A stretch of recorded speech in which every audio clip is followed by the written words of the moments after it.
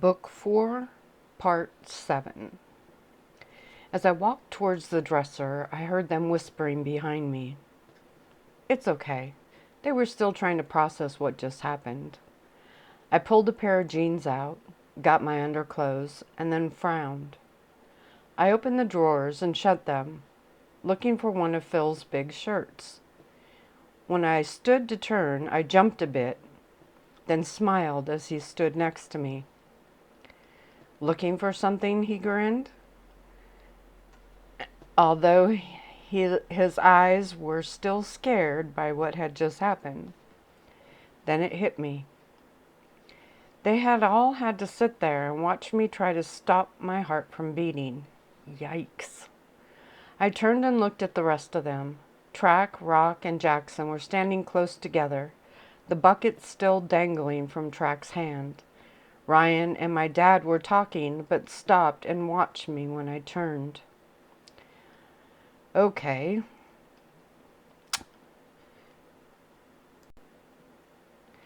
Time for the new and improved, hopefully, me to step up. I looked back, tossed my clothes on top of the dresser, grabbed Phil's hand, and walked towards the other. I'm sorry. I just finally got a grip on things. Up here, I stated, tapping my forehead with a free hand. I forgot to explain, or try to. I smiled. I know what I did scared the crap out of all of you, and I'm really sorry for that. I got emotionally tapped out and let guilt feed me with stories about it being the only way to save all of you. That didn't seem to make things better. Phil turned and looked at me. Tay, how many times have we tried to tell you this isn't your fault? He wasn't angry when he looked at me. He sounded exasperated. I know, I grinned. I mean, now, I finally figured it out. Then I looked at Track. I was so raw inside that everything stung. Everything hurt so deeply I couldn't think outside of it. Wow, did that just come out of my mouth? But that bucket of water hit me right when I thought I had found the perfect solution. Taking myself away meant... I shrugged. No point trying to explain that. Unless you've been there, you just wouldn't get it. I sighed, still smiling. That water not only nearly drowned me, I chuckled as he frowned, it also saved me. I now get that it really hasn't been all my fault, that a lot of this is so much bigger than just me. Track blinked and I nodded. It's okay. I'm okay. Then I looked at my dad. I'm sorry if you had to leave a council meeting for this. He walked around the bed and up to me, pushing the wet hair off my face. Don't ever think leaving us would be a good thing, he whispered. I let go of Phil's hand and wrapped my arms around him. I couldn't stop smiling, though. I felt so relieved by the revelations that I felt giddy. Can we talk? After my shower? I asked, pulling back and looking up at him. Of course we can. He still looked worried, but I just smiled and nodded. I would try to explain it more then. I walked back over and picked up my clothes, then turned and smiled at Phil. He nodded and jogged out of the room. I giggled and nearly skipped into the bathroom, shutting the door behind me, but not locking it. A part of me thought I should have tried to explain things more. They would never understand, I thought, as I pulled off my soaked clothes and took off the splint. Better to just show them. I winked at myself in the mirror and then stepped into that marvelous shower. Several minutes later, I heard someone in the bathroom and I called out. Just brought you a shirt, Phil replied, and I grinned. You might have to order more, I replied, since we'll both be wearing them now. I heard him chuckle a bit. He didn't leave, and he stayed out there talking to me while I took a shower. I lowered the water pressure to make it easier. Even with our advanced hearing, a thundering shower could drown out a lot. I explained to him what had happened, and he listened. He didn't judge me, put me down, or tell me how crazy it was to have thought what I did. He really listened, and I think he even understood, as much as he could. When I finally turned off the water, my adrenaline was pumping. The release of all those suffocating feelings was amazing. I went to step around the corner of the shower and, luckily, realized what I was wearing, which was nothing. I giggled and then smiled as a large towel appeared, with part of an arm attached to it. "Thank you," I smiled as I ran it over myself quickly and then wrapped it around me. It was large enough that it almost came to my knees. Then I stepped around and out of the shower. Phil smiled as he stood, leaning against the counter, his arms folded. I don't think he expected me to be so bold. He blinked a few times and I grinned, then grabbed another towel from the stack and started rubbing it over my hair.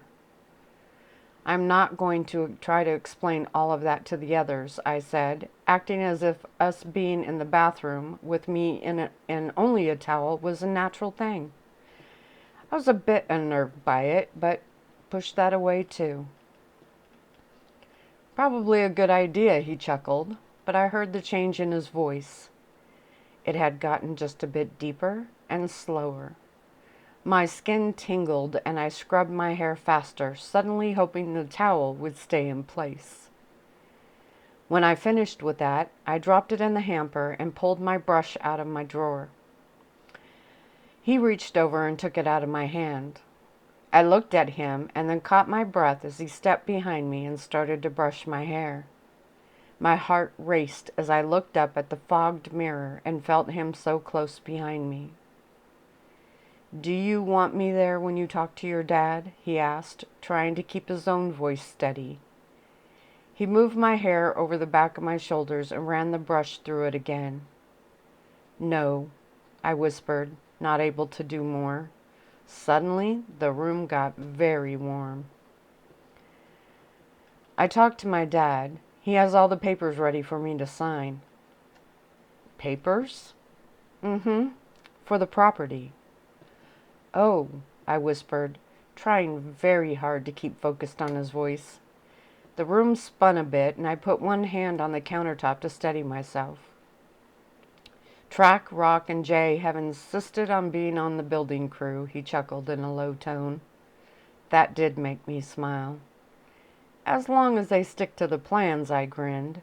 "Otherwise, we'll have a house without any bedrooms at all."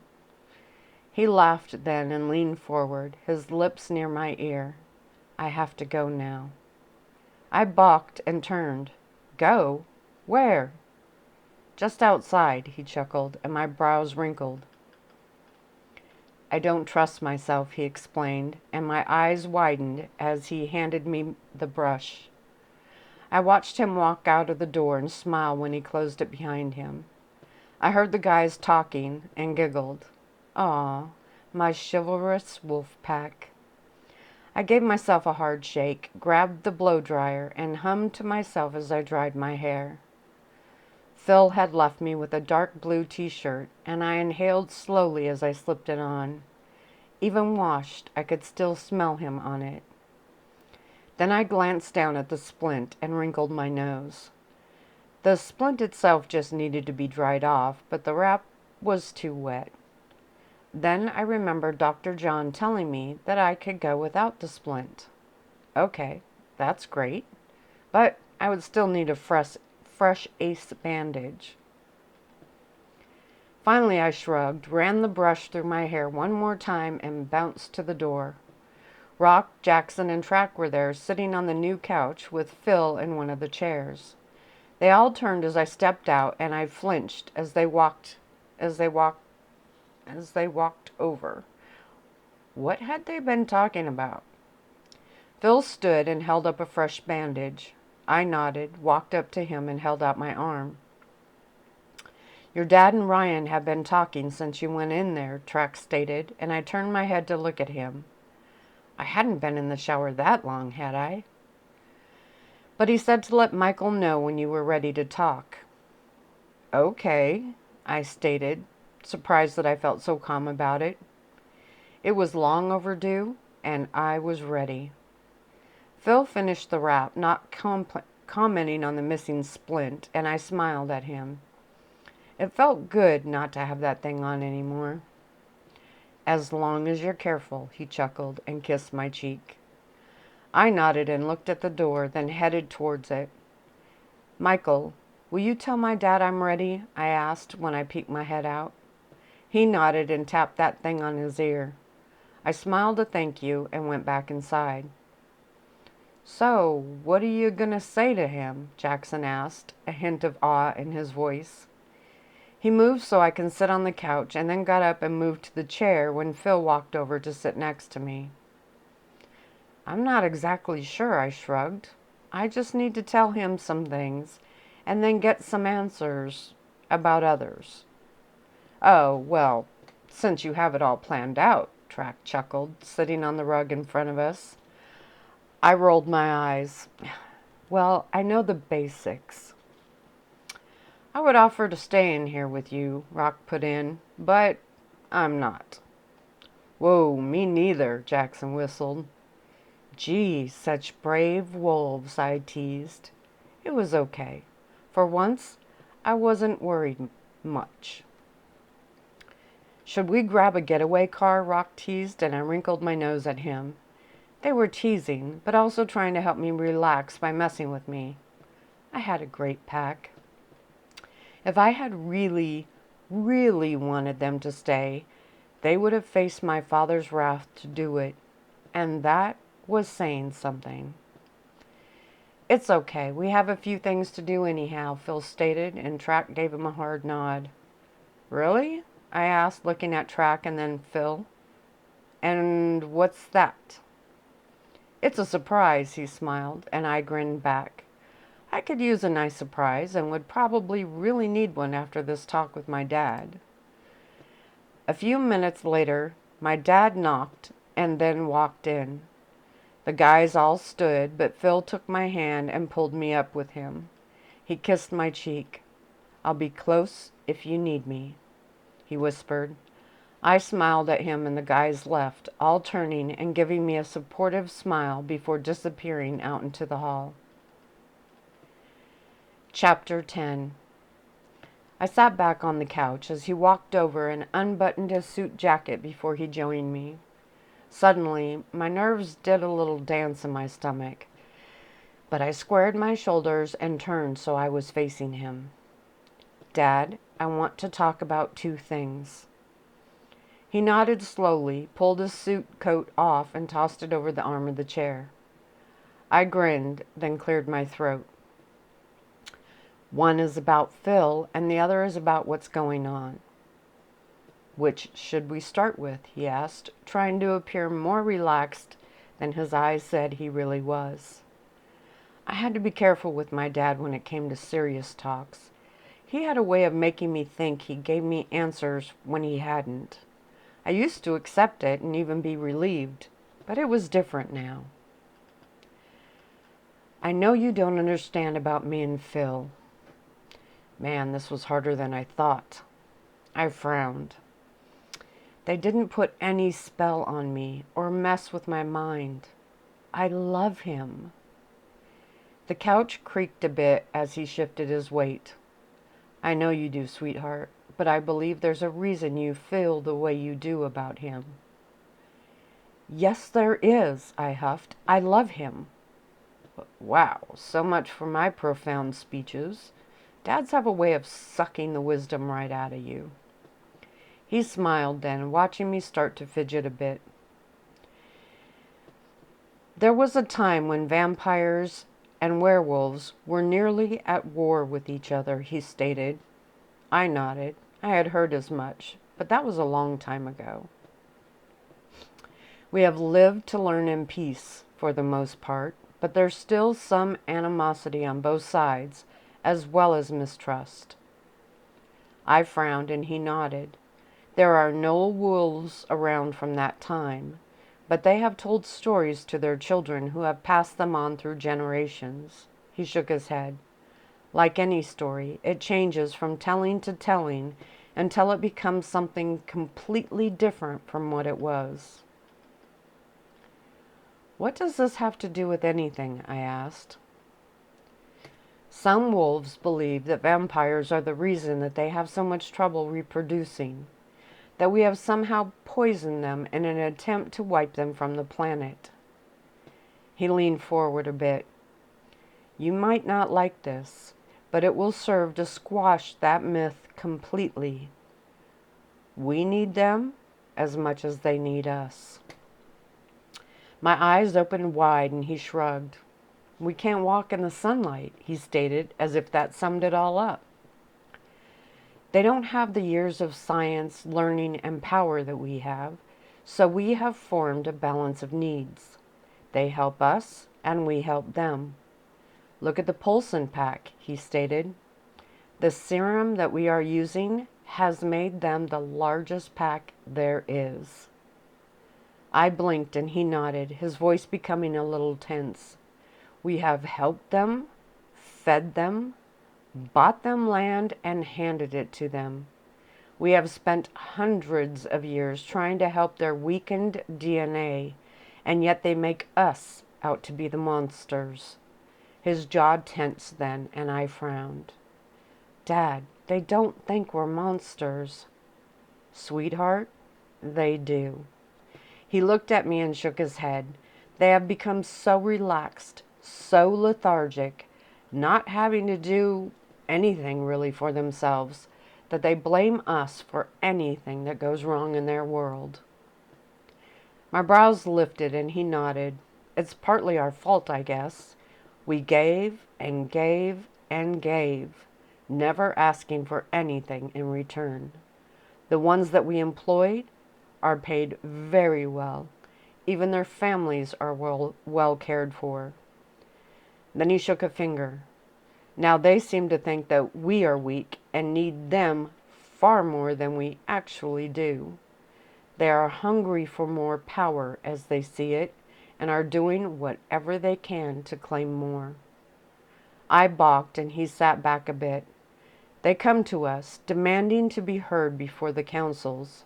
They want more land, more rights, more jobs, and they feel it's our duty to give it all to them. He looked disgusted and I flinched. My pack does that? Not so much as the others.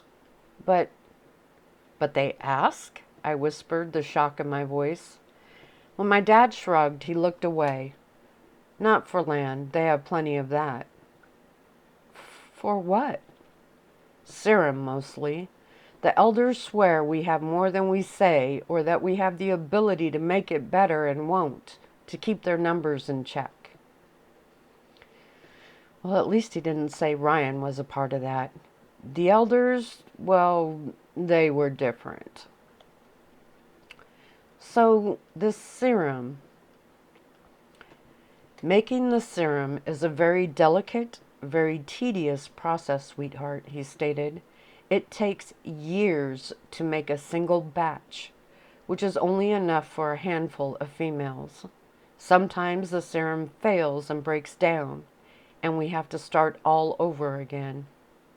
Wow, I didn't know that. I realized I didn't know much about it all. If a batch could only work on a handful of females. Sally? He nodded, his eyes watching me. She was given more than her fair share of it. Much more. Yikes. That couldn't have made Poulsen very popular from the outside. Those meetings that we have with the wolves are usually both sides yelling across the table at each other. They demand more of us than we can give and spin tales of our intentions when we inform them of that. He paused and looked at me. Now, who seems to be serving who? I frowned more and leaned back against the arm of the chair. So, vampires are working for wolves? It would almost seem so, he chuckled as he undid the top button of his shirt and shrugged. We did start helping them out of guilt. Our power and numbers have always been greater, and we do have a greater ability to think things through. Wolves only live such a short time that, much like humans, they rush through their lives, grabbing at whatever opportunity presents itself. They don't take the time to plan, to think things through. My dad watched me for a long minute. I felt his worry and hesitation. I haven't told you this because it didn't matter before. It wasn't something that directly affected you. You had enough to deal with just being my daughter. He winked, and I wrinkled my nose with a smile. Now that you seem ready to know, I'm even more leery of telling you too much. Dad, I'm a big girl. I can handle it. I forced myself not to huff or roll my eyes to try to make my point. This information is very sensitive. My brows tightened, but before I could accuse him of not trusting me, he continued. They can hear your thoughts. Oh, that. That did make this a bit awkward. But they can only hear what I let them hear, I explained. I can keep my own thoughts private, even when we shift. A pack can't read each other's minds. We communicate through emotions and thoughts and sounds, but we have... When he held up his hand, I sighed. Have you learned complete control over that? Over what? Can you be certain that you could hold this information only in the place no other wolf could hear? I frowned and looked down at the hem of my shirt, remembering the times I accidentally thought with the parts that Track and Phil, or even Jonathan, could hear. They would never tell anyone, I whispered, then got a little ticked. Why would I have to keep things from them anyhow? Not so much from them, but you toss a pebble into the water and it ripples. Those ripples can drift out and become waves. Those waves can become larger, more powerful, and can devastate whatever they target. Now he was losing me a bit. I got the general idea, though. So if I slip and let Track or Phil know, then they could slip and... My dad nodded and I sighed. Great. I wasn't going to get anything more than a history lesson, and one I already knew, pretty much. I bit my lower lip, trying to find an argument that would win me more information. I couldn't even get mad at his reason. It was sound and based on fact. I had accidentally let Phil or Track hear my thoughts a handful of times. No other wolf could hear them. But if they were shifted when it happened, and they reacted to what they heard, and if some rogue was nearby... I sighed again. Great. I was a leaky faucet, and he couldn't trust my mental plumbing. There is something in your DNA that was put there, on purpose. My eyes widened and I gasped. He reached forward and took my hand. It's not hurting you, and won't, I promise. I looked at my arm and turned my hand over. My skin started to crawl and I shivered. Sweetheart, it's a slight variation of DNA, not some viral or fatal infection, he chuckled to soften his words. But, he added, looking at me, we believe that alteration caused that night in the cave.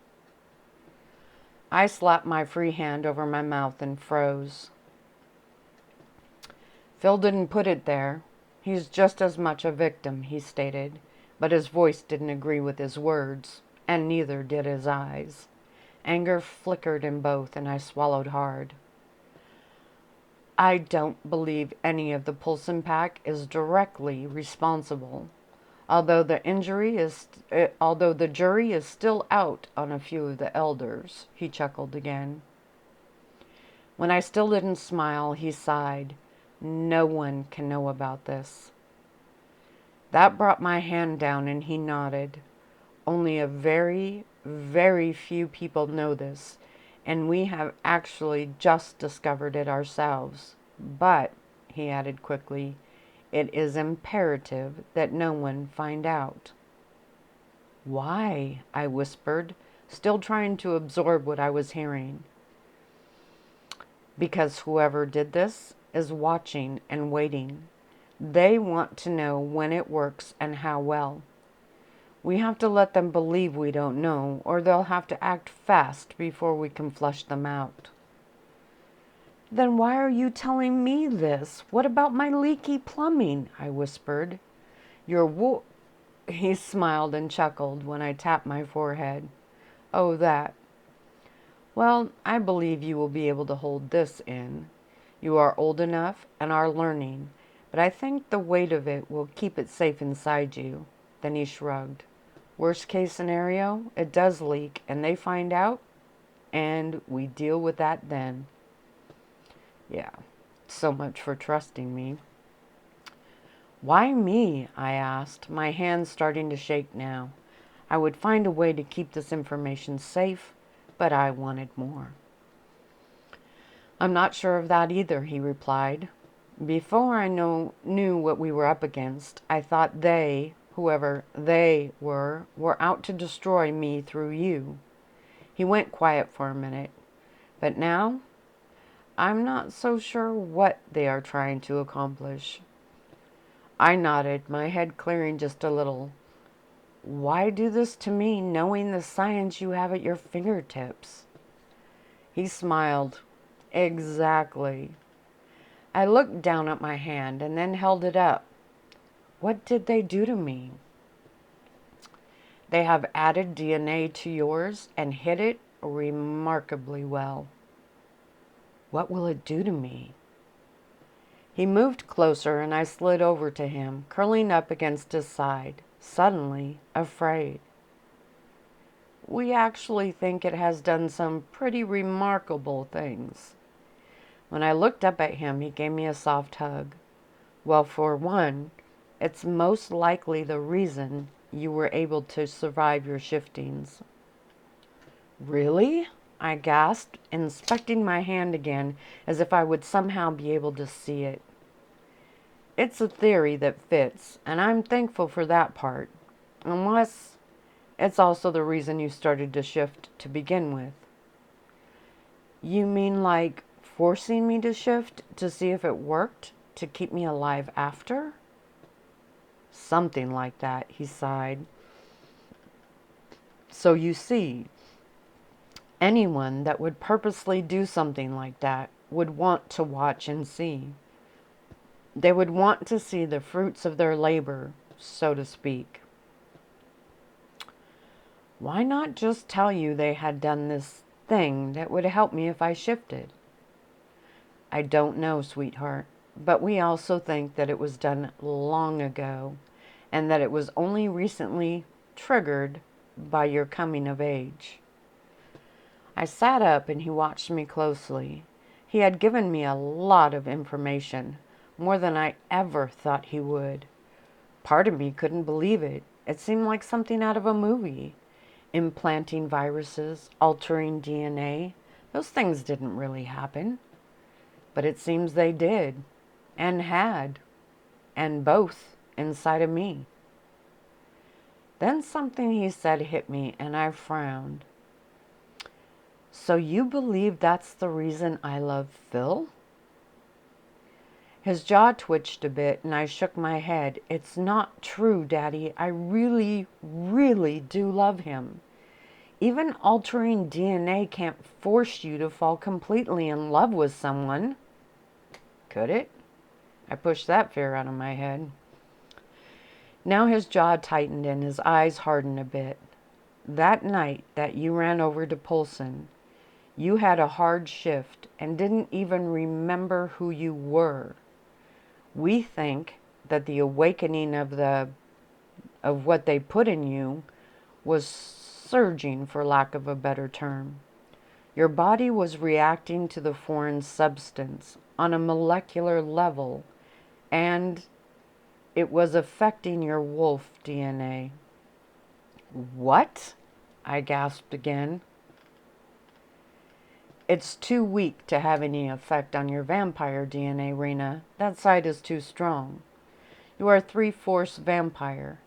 It's only able to affect the small amount of werewolf heritage that you carry.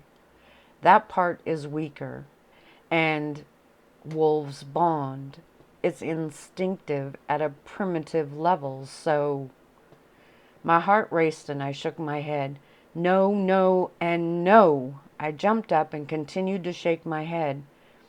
That is not it. It didn't happen like that. Okay, it did for the most part, but that wasn't the point. I didn't even remember that night in the cave until I saw Phil again. Daddy, when I saw him, I felt like someone had turned on a light inside, like I hadn't really been alive until that very moment. Okay, now I was panicking. Whoever this they was could have injected me with some crazy thing that could be responsible for my shifting, and gratefully for my surviving it, but they could not take away my love for Phil and make it some sick experiment. I lifted my chin and set my feet slightly apart. My love for Phil was real, period. Aote, my dad said, turning to face me without standing. Not some myth like I thought. He watched me carefully now. Sweetheart, we don't think you're the first hybrid that they have tried this on, but we think we can pinpoint the ones that... No! I screamed, slapping my hands over my ears. I suddenly wanted to go back in time and change my mind about confronting my dad. My nose tingled and my throat tightened. Please, no, I heard myself whisper. He stood then, pulled my hands down, and held me as I cried. It couldn't be true. It couldn't. Our love was real. Aote was real. It wasn't a sign of infected hybrids injected by some warped scientists with hidden evil plans. It was magical, wonderful, and pure. It had to be. Please, Daddy, I whispered into his chest as I sobbed. He held me tightly and stroked my hair, telling me that everything was going to be okay, that he would make everything okay. I begged him through my tears to keep that promise. He walked me to the couch and continued to hold me as I half curled up in his lap. Finally, my tears slowed and a tug of determination started to wind through me. I won't believe that. I will believe anything else you've told me, but I won't believe it could do that, I whispered, wiping roughly at my tears. I really do love him, Daddy. Okay, he whispered, his own voice shaking now. I cleared my throat and looked at him hard. Take it out, now. Then I did what any completely unscientific person would do. I held out my arm. Take it out. He blinked hard, frowning, and lowered my hand. We can't, he stated, taking my hand in his. Yes, you can, I roared, sitting up on my knees. Cut it out. Burn it out. Give me a shot to counteract it. I don't care how bad it hurts. Just get rid of it. The desperation in my voice made me flinch. But I sat and waited, my jaw shaking, my eyes watery but hard. It can't be done, he admitted, the pain heavy in his voice. He shook his head slowly, then looked up at me. We have tried, with the blood samples. Any attempt to remove it or destroy it at all has... Has what? I yelled, anger searing through me now. Has resulted in destroying the entire strand of DNA, he stated, looking down at the couch. I caught my breath and sat back. Now, I didn't know what that technically meant, but I was smart enough to realize the big picture. If it went, so did I. I have someone working around the clock to learn everything we can about it, he stated, looking up at me. Special equipment is being air freighted, and what we can't buy, we're trying to build. He shook his head slowly. We are so much more advanced, more than any race. This? I nodded and slumped back. So this was it. This was the reason I was able to survive my shifts. And who knew what else? So, I really am a freak, I sighed and then chuckled at the ironic situation. You are not a freak. Yes, I am, I smiled when I looked up at him, but I'm kind of used to it. He frowned and I shrugged. So what about Phil? Phil? Yes, I will do what you want me to do about everything else. I believe everything you've told me, but I don't believe that altering me or whatever they did made me love him. My dad opened his mouth, but I shook my head. It may have enhanced that night in the cave, but it didn't make me fall head over heels or bond with anyone else. So I believe it acted on an opportunity, not created one. Phil and I bonded that night, and it used that to create this. Red flags so that the sick, disgusting nut jobs would know it had worked. His eyes widened and I nodded. It's like cooking, Dad. You have to have all the ingredients to make it work. There's nothing in this world that can create love except real feelings between two people. It just used that, used us, to signal that it was there, here. I lifted my arm as if it were right there for both of us to see. No one, not even the witches when they walked this earth, could force love on someone. Could they? He winced at that, and I tilted my head, but waited. No, they couldn't, he whispered, and I smiled in defeat. So there you have it. I really do love Phil, and he hasn't been altered in any way. Suddenly my eyes widened. Has he? When he shook his head, I nodded, without asking how he knew that. It would have been one of the first things he checked. That only made me more confident in my conclusion. We may have been made to use as a signal flare gun, but our love was real. Anything after that, I was ready to handle, I hoped. I was freaked, scared, and worried, but knowing that our love was real outweighed all of it. My dad could worry about the science and politics. I almost didn't care much. Okay, it was creepy, but given all that had happened in the few months, it was kind of a relief to have something to point at and blame. So I drew in a long breath, then smiled at my dad. It's going to be okay. His eyes widened.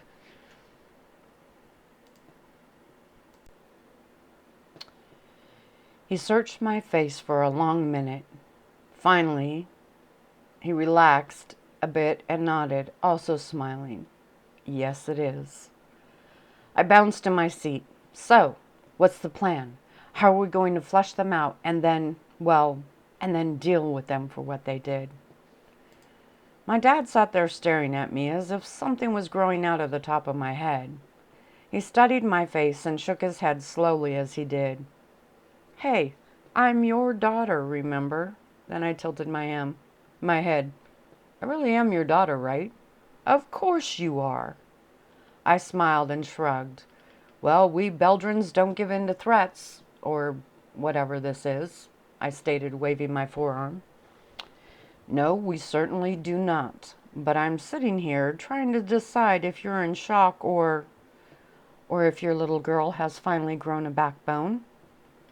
He smiled and sat forward. You have always had a backbone, sweetheart.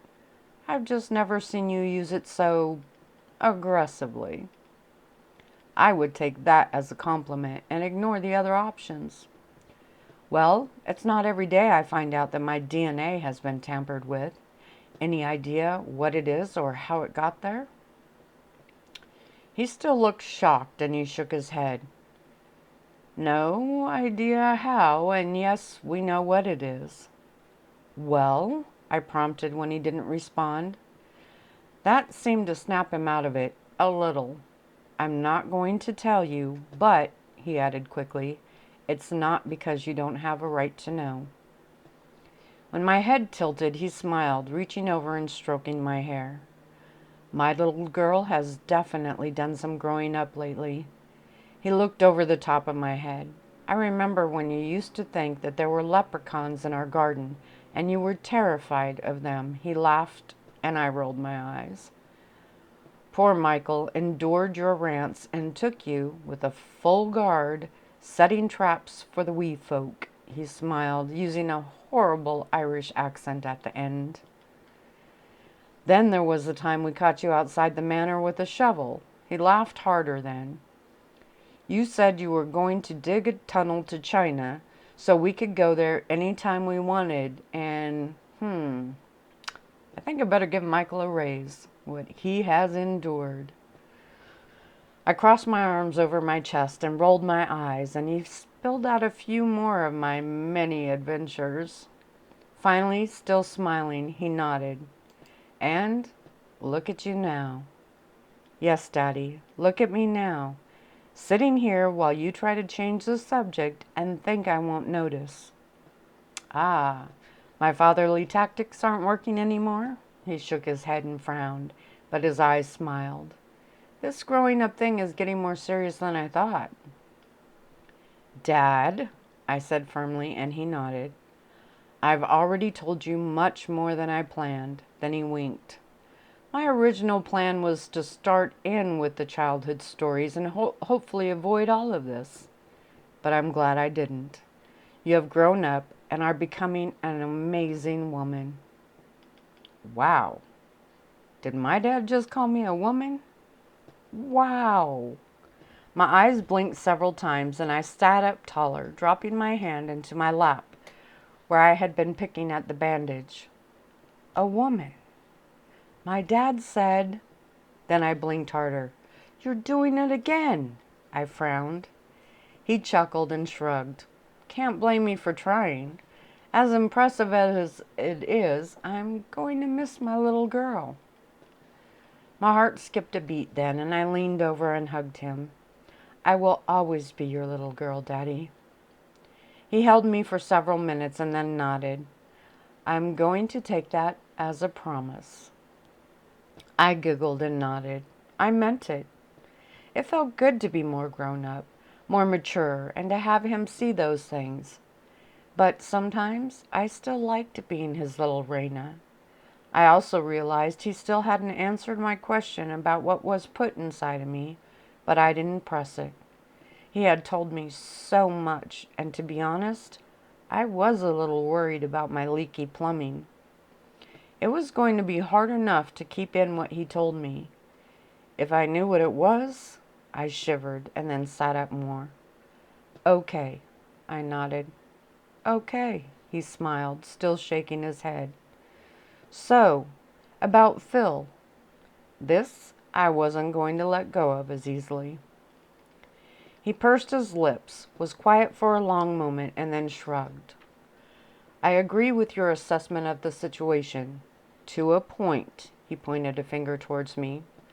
I won't do what I was going to do, but I'm still not totally convinced either. I sighed. That would have to do for now. Hey, wait, what were you going to do? He chuckled. You don't want to know. Ugh. I nodded, drawing in another long breath. He was probably right. So, you'll stop glaring at him and trying to find ways to separate us? He sighed dramatically, squinting and wrinkling his brow like it was painful. I leaned forward. "Daddy," I warned in a playful tone. "I will try. That's all I can say." We both laughed then, and I nodded. "I'll take that as a yes." Then I pointed at him, giving him a playfully stern look. "And you won't try to run him off if he comes to talk to you about us?" Well, the smile dropped from his face, and I mentally kicked myself. I was doing so good, and now I pushed it right over the edge. I still needed to learn to deal with this newfound aggression. My dad shook his head and then stood up. "Well then, how about a set on the go-karts?" "Really?" I gasped. When he nodded, I snatched his hand before he could change his mind or make a threat about Phil, and nearly drug him out of the room. Michael and Martin were standing with 4 other guards now, all lined up in the hallway like huge soldiers. I looked around and my dad pointed to the right and then chuckled as I continued to pull him with me. "Hey, Jeeps, where's the fire?" Jackson laughed as we nearly ran into them around a corner. "Go-karts," I smiled, wiggling my brows. "They got carts? Here?" Rock smiled, and I nodded, then frowned, and looked at my dad, who was standing next to me now. When he nodded, I watched to see if his smile slipped, but it didn't. "Where are Track and Phil?" I asked, looking around behind them. "Busy, but who cares? Let's go," Jackson laughed, and then looked at my dad. If that's okay?" "Sure." She could use a bit more competition than just her old man. I smiled, and this time one of my dad's guards stepped in front and led the way. Chapter 11. "This guy really has a track here?" Jackson asked as he followed. My dad chuckled. "Full track, underground." Then he shrugged. "It's what you do when you live nearly forever and have no wife or kids to spend your money on." The guys nodded and I shook my head. When we walked through a large set of doors that rolled up like a garage, the guys whistled in awe. I bounced on my toes with excitement. There was a full-size go-kart track, complete with lined tires to buffer the course. Rock stated, turning and looking at me, then at my dad. "When is the last time she drove anything that wasn't plugged into the wall?"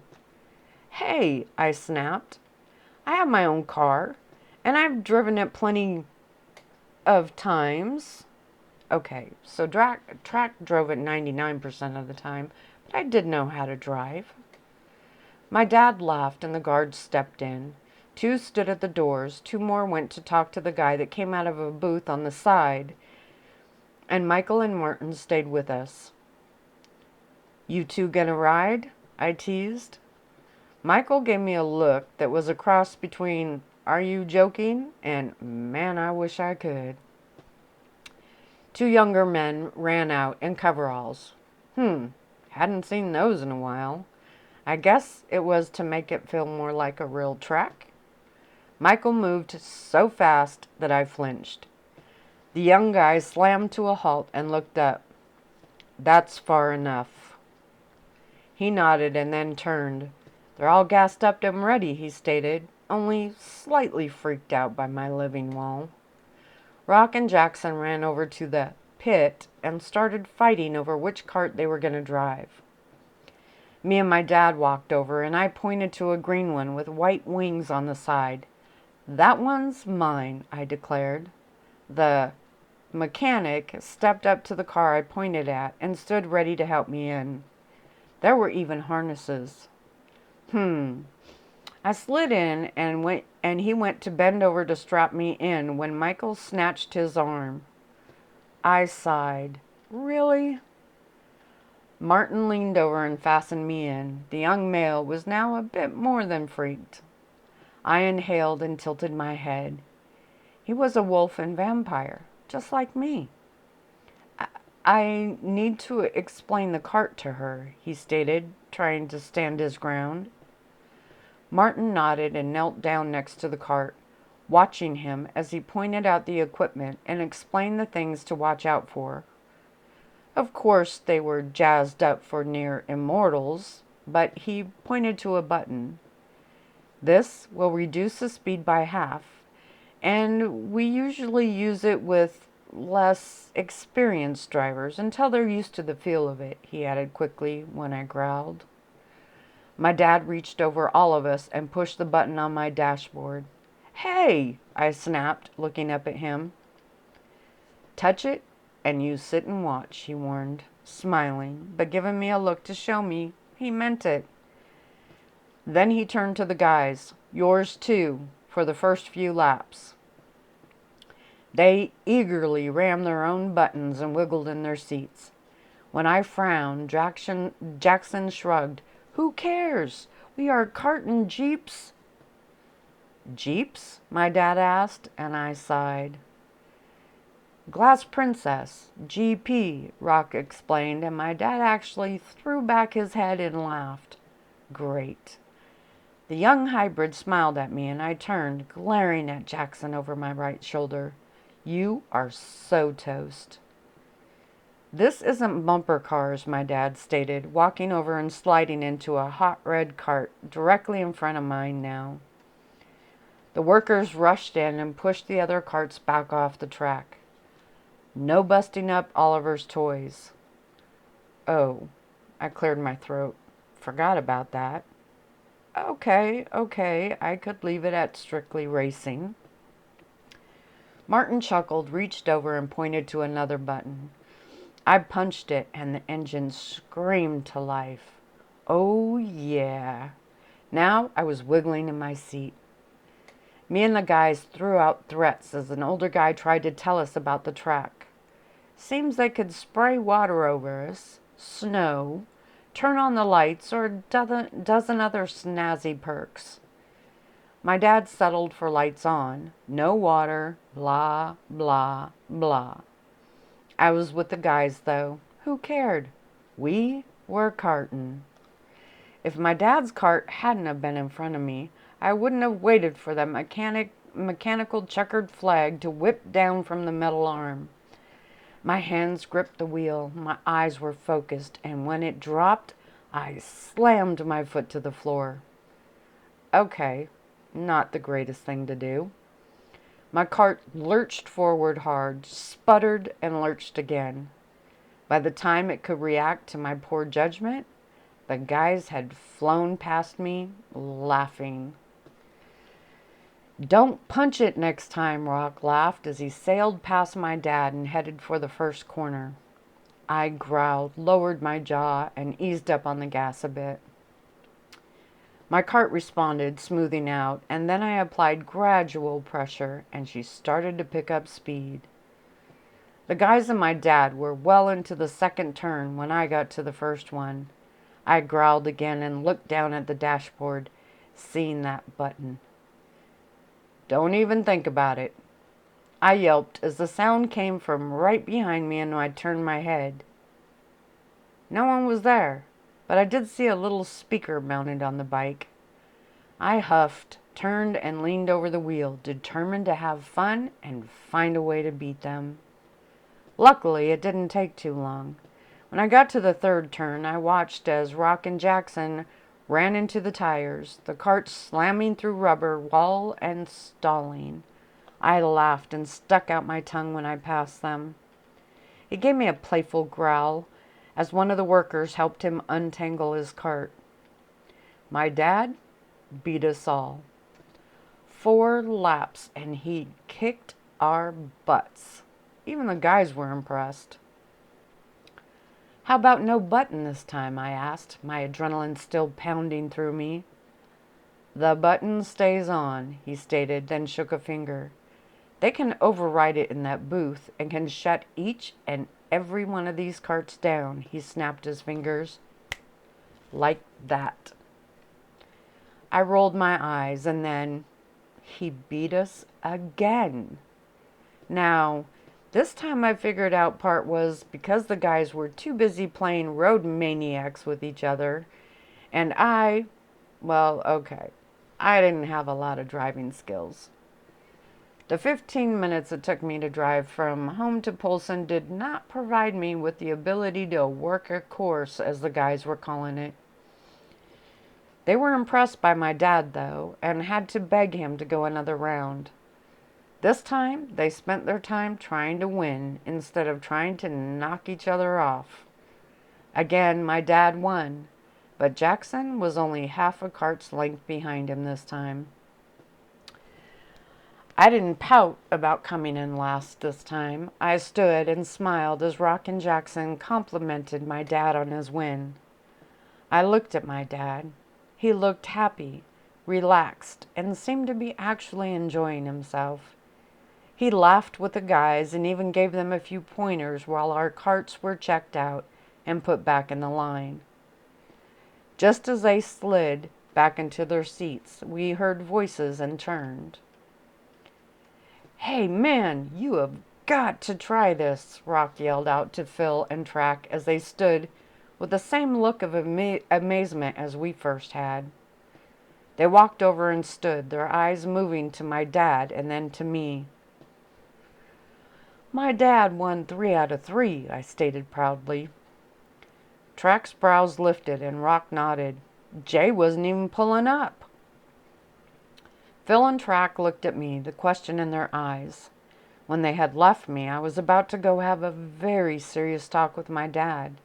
Now, here we were, with Rock and Jackson, laughing and racing around a mini speedway. "Come on, you riding or what?" Jackson laughed, shaking his wheel back and forth. Phil's eyes ran over my cart, and I shrugged and pointed to the dash.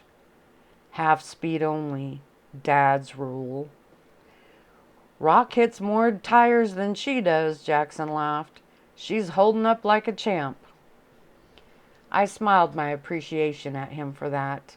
I actually had hit a lot of tires, but I hadn't knocked any into the next lane like they had. Track shook his head, but was smiling. He jogged over to the pit and jumped in a dark blue cart. I looked up at Phil and gave him a nod to let him know everything was okay. He frowned a bit, and then my dad turned. "Come on, grab a cart and have a bit of fun."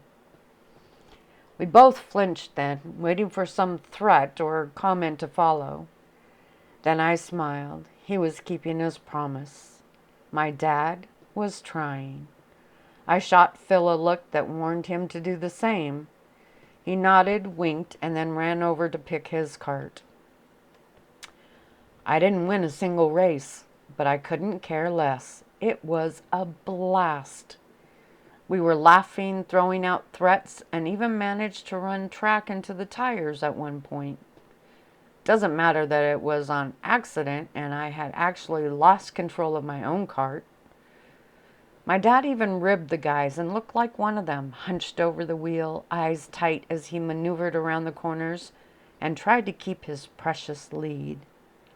Finally, Jackson beat him by a tire or a nose or whatever they called it.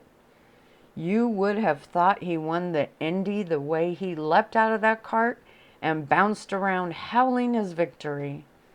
My face hurt from smiling and laughing so much, and my dad took the loss well, though he playfully warned him to not get too comfortable with that win.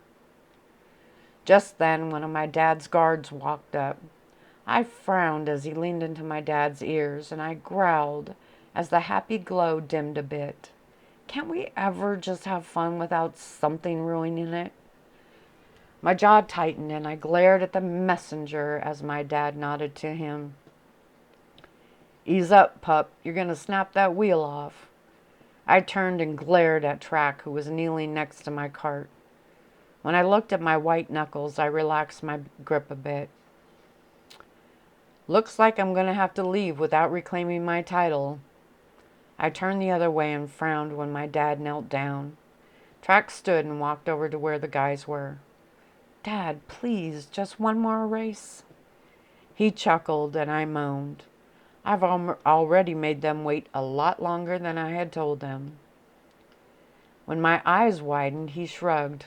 That's not really the point, but I do need to get back. He patted the side of the cart. It's nice to know I haven't lost my touch, though. That made me giggle, and he smiled, leaned over, and kissed my forehead. You have fun. Ride as long as you like. Then he shook a finger. No touching that button. When I pursed my lips playfully, he shook his head. Promise me, or I will have them. Okay, okay, I sighed. I promise. No button. He laughed and nodded, standing up. Then he announced the same to the guys, and I moaned again. But again, there were no complaints. My dad's guards went with him. The other two stayed, and another two quickly showed up. I still came in last every time. The guys were so competitive and aggressive that I was fine, just tootling along behind them. Every now and then they would remember I was there, and one would slow down to ride closer to me and chat. It was fun, and I enjoyed watching them play. My arms and legs were starting to feel a bit wobbly from the constant vibration of the cart. My backside wasn't doing much better, and I wondered why they didn't have padded seats. I looked down at the hard plastic under me and started thinking of all the improvements I would have added if it were mine. Thick plush seats were a must. I looked at the metal floorboard and imagined it carpeted, since that might help with the vibration too. "Reno, watch out!" I heard someone yell, and I looked up. It was too late. The wall of tires hit, or I hit them, and my head was thrown back. I saw tires flying everywhere, and then yelped as they started to rain down on top of me. The cart slammed to a stop, jerking me backward, and then slamming me forward. I cried out as one clipped my right shoulder and threw my hands over my head to protect me. Another one landed on the front of the cart, hard enough to bounce the rear end up. The harness kept me in place, though, and the guys were there in a split second. I heard clicks and was scooped out before I realized what happened. "I'm fine," I gasped, still trying to focus. Phil looked at me as he walked me over and sat me on a bench. I shook my head when Michaud came at me. "I'm fine, seriously, just didn't see it coming." Phil's eyes scanned me, then he picked up my wrapped arm and inspected it. "Nothing's broken, cracked, or even bleeding." I chuckled. "I'm fine. I just lost control and—" "Got pummeled by a tower of tires," Rock whistled. "Thanks," I snorted, and he shrugged. Michael inspected me head to toe, and I huffed through the process. Finally, he nodded, giving me a hard look, and I balked. "What? It was an accident. Rock and Jackson have spewed tires all over the place, and no one even flinches. But I run into one set," I snapped, holding up one finger, "and you all freak out." "Well, we don't call you Jeeps just 'cause it's cute," Jackson stated, and I shot him a hard glare. "You're the only one that calls her that," Track chuckled. "Sounds like a dang car or some chicken sound." "More like a chick sound," Jackson retorted. "You know, Jeep, Jeep," he chirped, tucking his hands under his arms and flapping them. I rolled my eyes at Michael. "You didn't call my dad, did you?" "No," was all he said, and then stepped back. Phil shook his head and I sighed. "Seriously, why do you all freak out every time I trip over something? I'm perfectly fine," I chuckled at the end. Before my wolf could reply, Track huffed. "Well, let's see.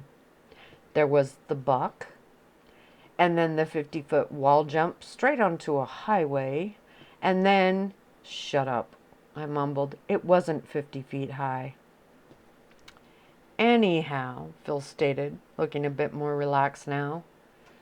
"Let's go," Rock exclaimed, and I held my hand up. "You children run along and play. I'm going to sit this one out." They all frowned, and I sighed. My arms and legs are like rubber from riding. That's all. I swear. They looked at Phil as he sat on the bench next to me and nodded. The other three ran to the pit and fought over the carts. You can go race, I smiled. Really, I'm fine. Although I really wish those seats were padded. He smiled and nodded, looking over at the guys. So, I'm guessing the talk went well? I nodded, leaning back on the bench and wiggling to try to find a comfortable way to sit. Actually, it went really well. When he turned, bending one leg up on the seat to face me, I sighed. This part wasn't going to be so easy. My stomach couldn't handle lying to him. So instead, I told him why I couldn't tell him. He listened quietly, looking at me and glancing towards the track now and then. He wasn't watching the guys race. He was processing the information. Finally, when I stopped, he nodded. Ugh, my stomach didn't like this much better. It still felt wrong, even if it was completely honest. I hate not being able to tell you, I whispered. It makes me feel weird inside, I confessed, putting a hand on my stomach. He chuckled, looking down at his shoes, still quiet. I'll talk to my dad, I stated quickly. This was wrong. No, he stated quietly, then looked up at me. Your dad is right. But if he is that worried about the information getting out, then we'll just have to trust him. For some reason, that only made not being able to tell him worse. I reached out and slid my fingers through his. I want you to know. It feels so wrong knowing something and not being able to tell you. It feels like... Tay, let the guilt go, he smiled. It's not like you're lying or hiding information from me to be deceitful. You were completely honest about it, and I understand. I growled softly, hearing the faint twinge of hurt in his voice. He was trying to cover it up, but it was there. I'm going to talk to my dad, I stated firmly. No, he replied, shaking his head. It seems that talk relaxed him a bit around us. This time he did look at the guys as they flew by our corner. That's something I wasn't sure would ever happen. He looked back at me, this time smiling wider. Let's take what progress we can get. I'm gonna stop